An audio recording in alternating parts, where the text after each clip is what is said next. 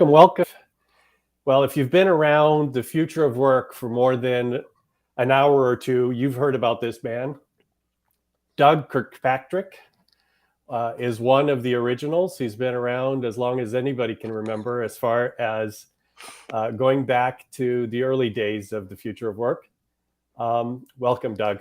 I've been looking forward to this for some time. Thank you so much, Jose. It's great to see you again. It's been a while.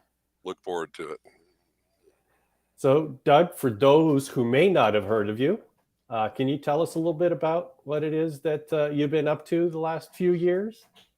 Well, the last few years kind of capped an adventure that started back in the 80s and 90s. Joined an entrepreneur named Chris Roofer and helped start two companies. The second one is called Morningstar. I was in the core team of Morningstar, and we adopted an organizational system called self-management.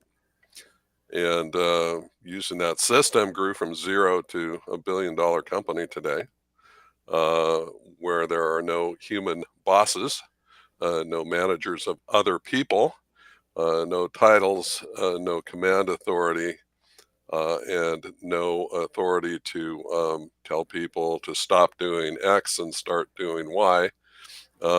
Everything is based on request and response, and we called it self-management. And 2011, Gary Hamel came out and toured with us and wrote an article. We were featured on the cover of the Harvard Business Review. It was 2011. And ever since then, the world's been trying to figure out what Morningstar does to create an environment where people manage themselves absent force and coercion. About that time, we started the Morningstar Self-Management Institute to promote these principles and practices with other companies as well as within Morningstar. And that led to me going out as a consultant into the world on my own in the early 2000s, and just kind of trying to take these ideas and principles all across the USA and all around the world. And so that's what I do. That's my mission. That's my passion. That's what I do in life. That's what I love to do. And I'm still doing it today. And you've also written a few books about the topic. Yeah. So the first book was called Beyond Empowerment, The Age of the Self-Managed Organization. That came out in 2011. That was the first edition. The second edition came out with some additional case studies in 2017. And now we've been published in German, Italian, Spanish, and Chinese, and soon to be in French as well, and most likely Portuguese, which I'm sure will be good for your folks in Portugal. Yeah, absolutely. Jose. So yeah, it's been quite a ride. The second book was called The No Limits Enterprise with Forbes Books, and that was a more personal story of observations and insights collected over the years, and bringing us up to the present. So I know that you and Carlos had a conversation around a topic that you wanted to discuss, and I've got my own questions for you that have been burning for some time. We've had lots of conversations in the past, not so much as of late, but you know that I look personally at the big picture of this work, right? Like, how do we understand what it is that's happening, and why is it happening? And so I wonder, did you and Chris and your team early on have sort of a clear understanding of why you were doing what you were doing? Well, I'll say this, Jose, it was a very idealistic approach. And even today, we recognize it as a very idealistic approach. And so the story is we were building the first factory of Morningstar. It was the spring of 1990. And our founders suggested that we have a team meeting of our core team and discuss how to organize. And so basically one March evening, the 24 of us got together in a dusty construction trailer, and Chris passed out a document called the Morningstar Team Principles, and he proposed organizing around two simple principles. First one being people shouldn't use force against other people. Second being people should do what they say they're going to do. And so it was basically a 2 hour, 2.5 hour discussion and debate and dialogue with the 24 of us in that room, sitting around in a circle, facing each other and talking about, does this make sense in a business context? And essentially, at the end of the evening, we kind of looked at each other and said, we don't have any arguments against these principles. Why? Because they're self-evident principles. They're clear principles. They're the foundation of all law everywhere in the world. And so we just said, well, yeah, we have no objection, so let's go forward. And so we did. And we walked out of the trailer as a self-managed organization. So it wasn't like a 18-month transformation project. We went into a trailer, had a discussion about very idealistic principles, walked out of the trailer as a self-managed organization. And then we had a ton of work to do because we had to build a factory in the next 3 months. So we worked furiously to build that factory, very long hours. And finally, we turned it on in July of that year. And so the story began. Went on from there to become the largest tomato processor in the world. With multiple factories and a global reach. And everybody in North America has eaten Morningstar product because it goes into everything you can think of in the grocery store that has any kind of tomato flavor whatsoever. So it was quite a ride, quite an adventure, and it was quite idealistic. And what do you think was behind that? I mean, it sounds like Chris sort of came up with those concepts.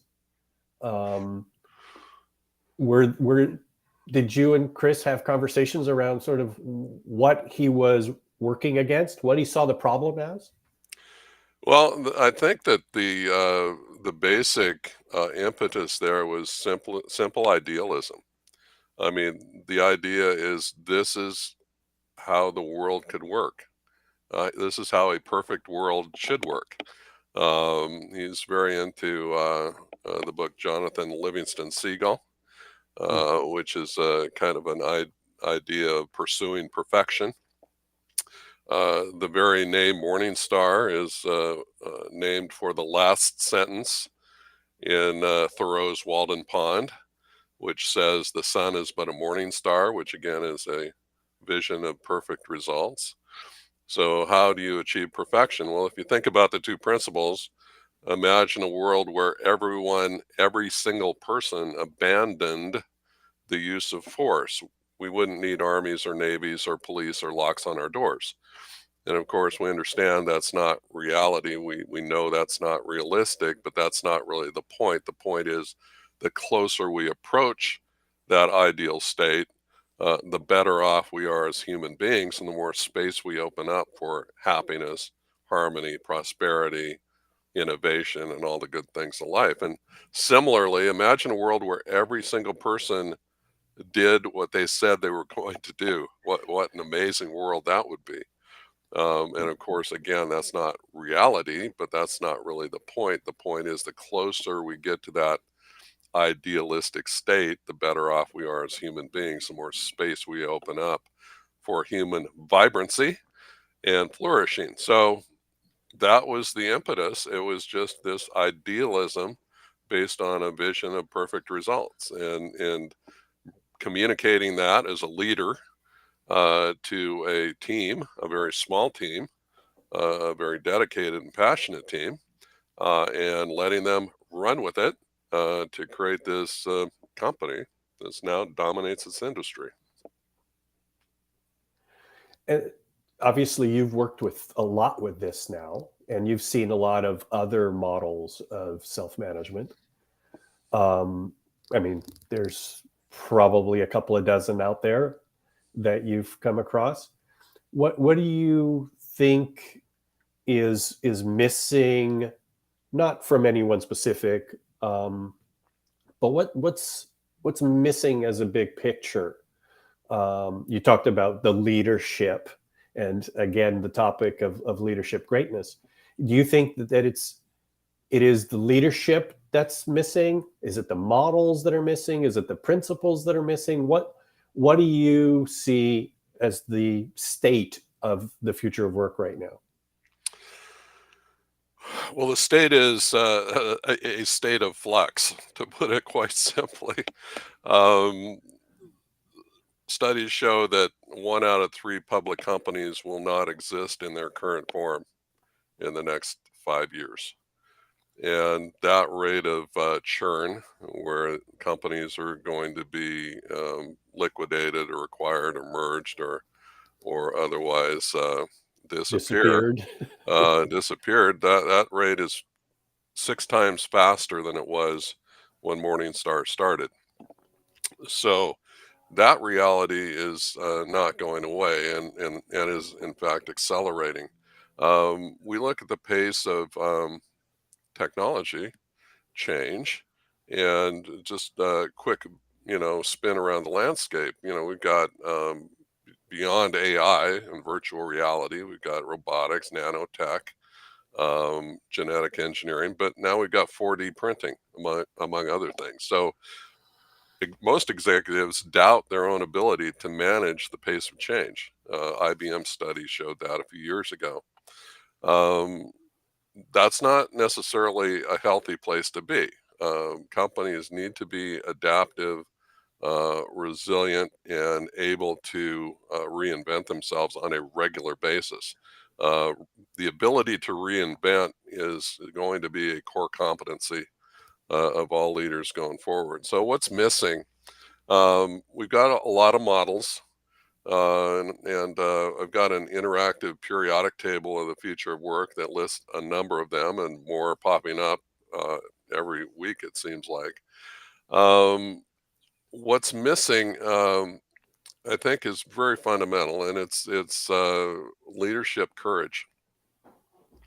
It's leadership courage because leadership is the governor or the cap beyond which organizations cannot accelerate and grow. And so, bold leaders, brave leaders with a vision of some great desired future state into which they can invite, not coerce people, is a huge, huge deal.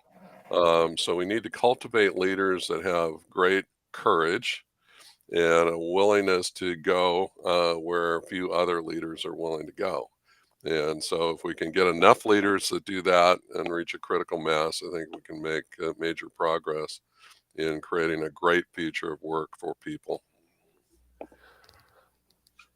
I couldn't agree more as far as transformations are concerned. Do you think, or do you see that there's also an opportunity for the emergent of new types of organizations that aren't a transformation from an existing organization, but that are emerging with these new principles in mind, with these new models as a way of working? Yeah, there's always room for innovation. I think innovation in organizational structure and design is really a huge frontier that's largely unexplored. But we have some concepts that I think can inform this journey toward the future of work. One is the idea of the network. So, networks are really powered by a function called Metcalfe's law, which says the power of a network equals the square of the number of nodes in the network. It's not an exact mathematical formula, but it's Hmm. reasonably close. And so, networks, everyone is smarter than any single person in an organization. So, to the degree that we can design organizations that tap into the collective intelligence of the hive, of everyone in that particular org, we can make great progress toward, kind of unleashing the voices of everyone in that network, harvesting their intelligence, making better decisions, um, perhaps faster decisions, perhaps not. Hmm. But it also gets very close to the engagement question. So the interesting phenomenon there is to the degree people own decisions, they start to feel like owners, and they become very, very engaged very fast. And you can change an organization extremely fast in a couple of days just by distributing decision making to places where it uh, didn't exist before. You opened the door on this question because I was wondering if I should ask it or not. um, do you think that the future of work is going to keep requiring a single owner or single owners, or do you think it's going to be distributed ownership? Well, I think for the near term, it's going to be a mix. So the opportunity here for distributed ownership, whether it's ESOPs or other forms of collective ownership, the opening here, the opportunity is huge. The sky's the limit. So I'd encourage people like yourself and Matt Perez and others to promote that as widely and as far as possible, and create new models of organizations that work. And the success of those organizations will attract new contributors and new participants. And I think that's the path to growth of that kind of an idea. And that leads me to wondering, because you opened the conversation about the state of organizations and their failure rate and disappearance increasing. Do you think of it from the employee's perspective as well? What they're going through, what employees are going through, and if so, what does that look like to you? You obviously have been listening to a lot of people around the world talk about the state of work. Um, from a non-company perspective, what is work looking like for people? Yeah, so actually, I try to avoid using the word employee or employees as much as possible. Um, Part of the challenge in building a bridge to a better future workplace is language, and the limits of our thinking are based in language. And so the whole terminology surrounding human resources is in some respects quite dehumanizing. Hmm. We talk about headcount as if people don't have bodies. We talk about man hours as if women don't exist. We talk about human resources, the term itself. Mintzberg says, I'm not a resource, I'm a human being." So there are lots of ways to think about people and work beyond the traditional employee-employer relationship. In fact, the dictionary definition for employee is someone who works for another person for pay, which I suspect would be quite not enthusing to a millennial or someone Generation Z. Um, so yeah, we have to think about people, human beings, and their needs. And I know, Jose, you've done a lot of great work and research on that. And then what does that mean in terms of work? There are some people who are looking far into the future and to technologies like blockchain, and theorizing that traditional employment might become completely superseded at some point, where people will simply contract via the blockchain for the delivery of services on some agreed upon terms and conditions, and then just move on to the next area of contribution and opportunity, and sharing their expertise as needed with the rest of the world. So transcending employment altogether. So there are lots of different thoughts around this subject, but I would think about starting with changing some of the language, and we've done it before. Right. We used to have personnel offices until the 1970s, and then they changed the term to human resources offices, because if you think of people as resources, it's much easier to lay them off, as it was during the re-engineering movement in the 1980s. So we have to reclaim the language and then get back to basics and how do we treat people like human beings. And from a human perspective, I mean, we talk about organizations suffering from a disengaged workforce.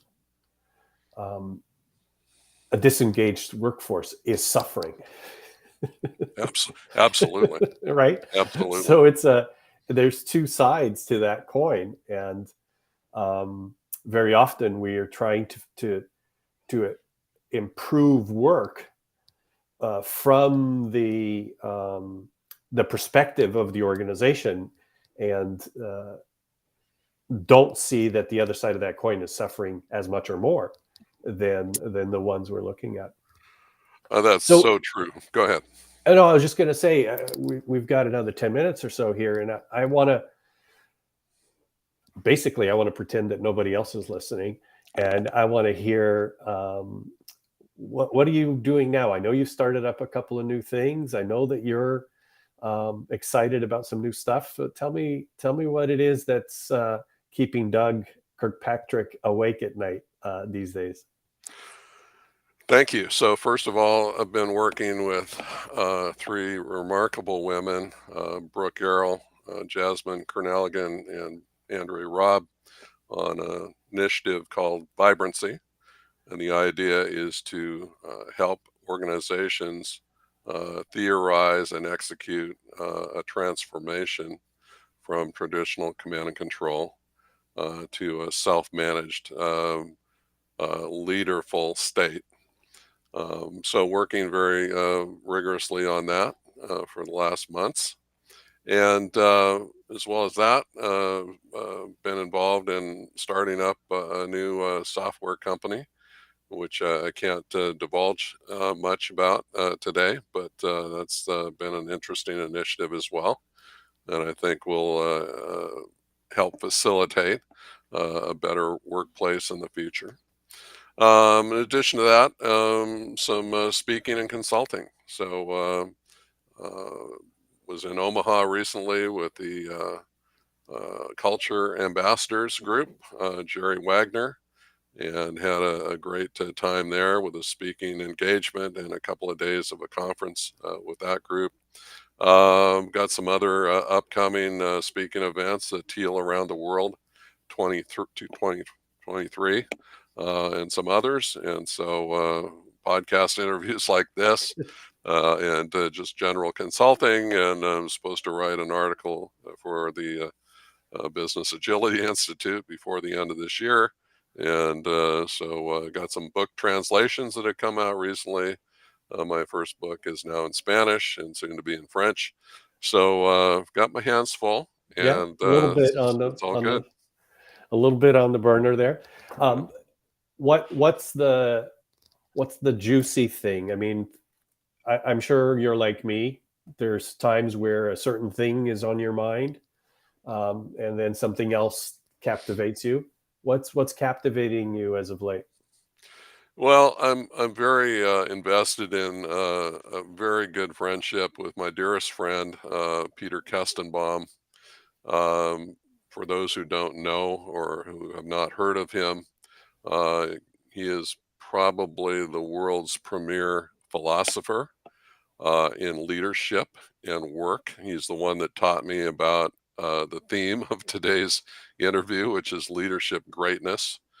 And he developed an incredible model called the Kestenbaum Leadership Diamond, which is promulgated around the world today. He's got the Kestenbaum Institute in Stockholm, Sweden, among other advocates.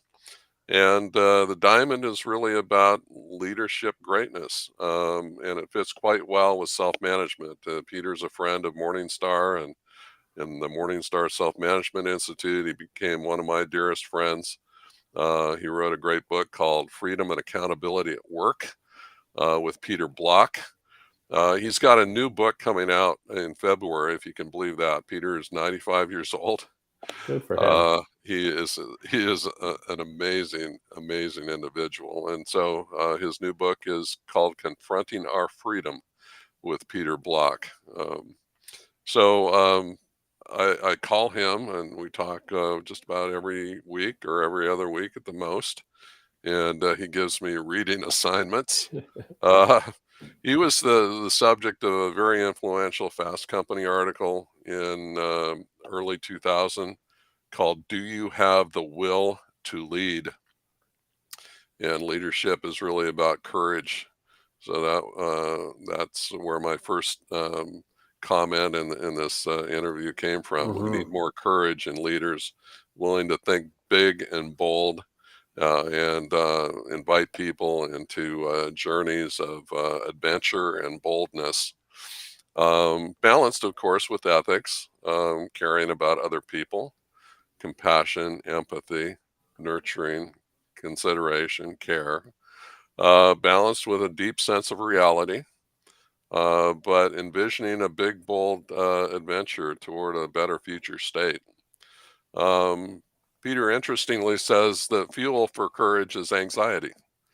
So while IBM and other studies show that most leaders suffer from acute anxiety about the pace of technological change and other things, they can channel that anxiety into the attribute of courage, which Aristotle says is the attribute that makes all other leadership attributes possible.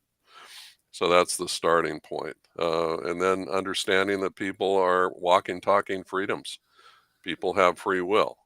So they're free to choose. They're free to choose their approach to life and the principles under which they operate, where they work, how they work, and who they relate to, and everything else. And respecting the free will of each and every person is a critical element of leadership, as well as is managing polarity, balancing the short term, long term, objective, subjective, and all the innovation versus execution, all the dilemmas that leaders face in the 21st century. So Peter Kessenbaum is a big part of what I do as well.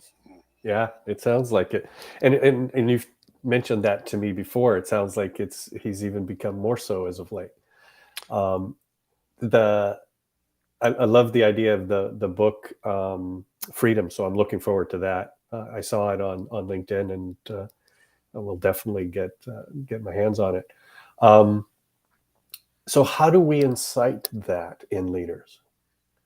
Because I think that's what's necessary. But what do we do to incite that? Because it seems that we're all, as we look at leaders in our space, especially here in the valley, everybody's doing the Me Too thing, Yep. Yep. um, and and we're not seeing either political leaders Yep. or leaders of industry really taking up that banner of courage. Yeah, it's very sad and tragic in some respects, and I think to incite it, we have to invite leaders to learn these concepts, because it's really about getting out of that mindset of let's look at best practices. We'll do a survey. We'll compile a list of best practices, and then we'll adopt some, and that's how we move forward. We have to go deeper. We have to dive into best principles and not just best practices. Best practices are just copying what other people have done, which may or may not work in a particular context. But let's dive deeper into best principles, because principles are universal, and principles of human interaction are just as fundamental and just as and work just as importantly and crucially as principles of physics like gravity or anything else. And so if we can get people to adopt and think about and internalize best principles and not so much focus on best practices, I think that's the way to make progress with leaders. Yeah. And do you think, I'll just wrap up with this, and then if you have anything else you'd like to say, but do you see, obviously you've done work in Asia, you've done work in Europe, South America. Um, do you see a difference in leadership in North America versus those other continents? That's hard to say, Jose. I hate to generalize among continents Right, or right. geographic regions because there are examples and exceptions in every part of the world. If you go to India, you can see Jaipur rugs, and Nan Kishore Chowdhury is called the Gandhi of the textile industry for his self-management of 40,000 carpet weavers from the untouchable class across small villages throughout India. You go to China, you can see Zhang Remin, and he's transformed the higher organization into a Rendenhei platform organization, which is amazing. And I think would be very hard for a traditional command and control appliance maker to compete with. So we have Ricardo Semler in Brazil, so in Semco. So we've got amazing examples and prototypes in every part of the world. And I just think we need to look at those vanguard companies and vanguard leaders who have achieved leadership greatness, and what can we learn from them? And I think one of the most important lessons is the idea of principles and really embedding principles deeply in the organization. That's a perfect place to end. Doug, thank you so much for joining us today, and for I think going to the place that I had hoped maybe we would, which is, where do we start? And we start with things that are, as you put it, as foundational as physics, rather than starting with the ideas and the models that we're hoping to perpetuate. So thank you very, very much for joining us today. My pleasure, Jose. Thank you. We'll see Great you soon. questions. Thank you. Thank you.